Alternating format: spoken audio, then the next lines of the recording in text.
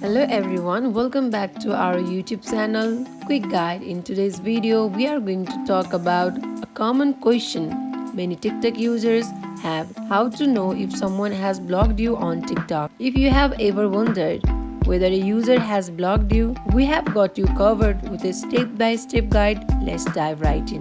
First things first, open your TikTok app on your device.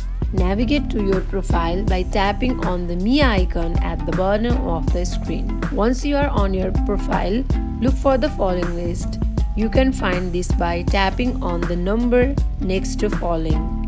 Scroll through the list of accounts you are following and search for the account of the person you suspect has blocked you. If you are unable to find the account in the following list, it could be an indication that you have been blocked. Blocked accounts won't appear in your following list. To confirm you're suspicious, try searching for the users in the TikTok search bar. If the account does not show up in the search result, it's likely that you have been blocked.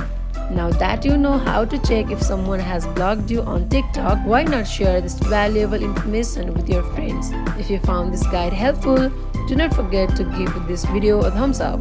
Subscribe to our channel for more tech tips and hit the notification bell so you never miss an update.